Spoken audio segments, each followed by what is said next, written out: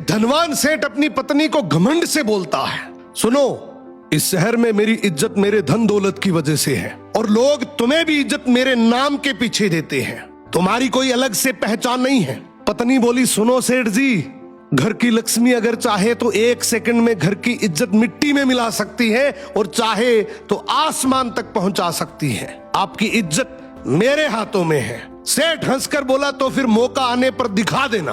अब शाम को सेठ के घर एक महफिल जमी।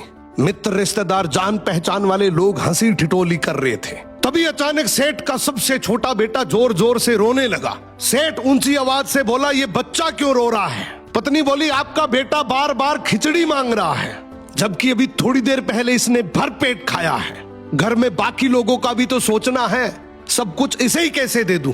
ये सुनते ही महफिल में सन्नाटा छा गया। लोग आपस में बात करने लगे कि इतना बड़ा सेठ और घर में खिचड़ी का झगड़ा। सेठ का चेहरा लाल पड़ गया, उसकी इज्जत वहीं धूल में मिल गई। रात को सेठ अपनी पत्नी के पास गया और बोला, ठीक है, मान गया, आज तुमने मेरी इज्जत सबके सामने गिरा दी, अब इसे वापस लाकर दिखाओ।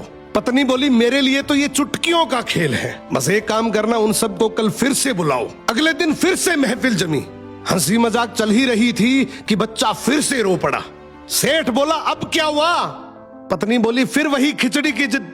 इस बार सेठ मुस्कुराकर बोला, तो फिर खिचड़ी लाकर दो, मैं अपने बेटे को हाथ से खिलाऊंगा और साथ में सभी मेहमानों को भी खिचड़ी परोस दो। पत्नी ने तुरंत रसोइयों को आदेश दिया, बड़े ठाट बाट से हांडियां लाई गई, मेहमानों को कटोरी में खिचड़ी परोसी गई। लेकिन वो साधारण खिचड़ी नहीं थी, उसमें केसर की खुशबू, बादाम, काजू, पिस्ता, किशमिश और घी की महक। ये खिचड़ी नहीं बल्कि एक शाही व्यंजन था। सभी मेहमान एक दूसरे को देखकर सोचने लगे, इनके घर की खिचड़ी ऐसी है तो इनके भोजनों का स्तर कैसा होगा। सेठ के घर की रहीसी की चर्चा पूरे शहर में फैल गई। सेठ अपनी पत्नी के सामने हाथ जोड़कर बोला, मान गया, घर की औरत चाहे तो इज्जत बना भी सकती है और बिगाड़ भी। सो घर की इज्जत पति और पत्नी मिलकर बनाते हैं।